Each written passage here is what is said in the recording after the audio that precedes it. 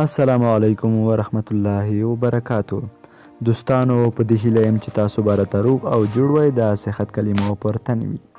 خپل وطن ګل وطن چینل در سره سبسکرایب کړئ، لا سبسکرایب وروسته د بیل بټن ووهئ ترڅو زموږ هره ویډیو تاسو ته در ورسیږي. د نننۍ ویډیو موضوع مو ټاکلې ده د خپل موبایل ظرفیت څنګه پیدا کړو او څنګه کولی شو چې د خپل موبایل ظرفیت معلوم کړو. د دې لپاره تاسو په ګوګل پلی سټور کې مای انډرایډ په نوم اپلیکیشن انسټال کړئ چې ما انسټال کړی دی. اوس غواړم تاسو ته هم په دې باره معلومات درکړم. نو زه تاسو ته مای انډرایډ په نوم اپلیکیشن ښایم. دوستانو مای انډرایډ اپلیکیشن خلاص شو، په سر کې لیکل شوی دی مای فونز اپس. په دې کې تاسو کولی شئ ټول خپل اپلیکیشن ووینئ. دوهم لیکل شوی دی میموري. تاسو کولی شئ چې په میموري خپل وګورئ چې څومره میموري موبایل لري او موبایل ذخیره مو څومره ده.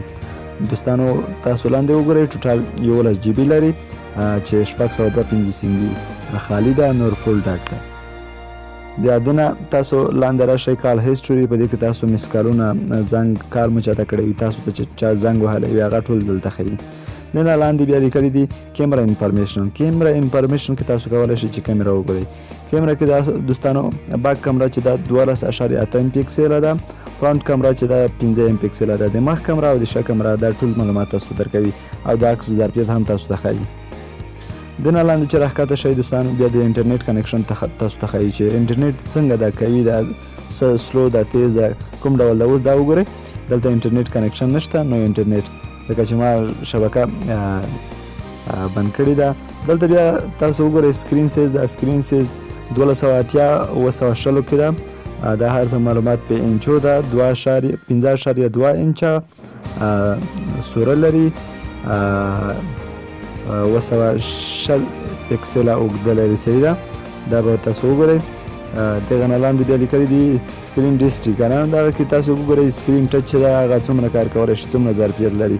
ایکسټرا های ده، یعنې تر ټولو های ده، یو بیخي زیات های ده، هغه ایکسټرا های ده چې هغه تر اوسه پورې نه دی راغلی. تاسو خپل بیا سیټینګ له لارې کولی شئ ایکسټرا های. بل ریم دی دوستانو، تاسو کولی شئ چې ریم هم وګورئ. ریم وګورئ 1.8 جی بي. تاسو کولی شئ خپل موبایل د ریم په دې ډول سره وګورئ. لاندې چې راښکته شئ بیا انډرایډ ورژن لیکلی دی، تاسو کولی شئ چې دغه لارې د موبایل ورژن معلوم کړئ. سمه ده، دغه تاسو وګورئ لولایف ورژن کې 7.1 یا 7 ورژن دی د لولایف. صحیح ده. د نه لاندې سیټینګ ده چې په سیټینګ کې تاسو کولی شئ د موبایل معلوم کړئ چې دا د سامسونګ کمپنۍ لخوا جوړ شوی دی، ماډل یې J510F ده.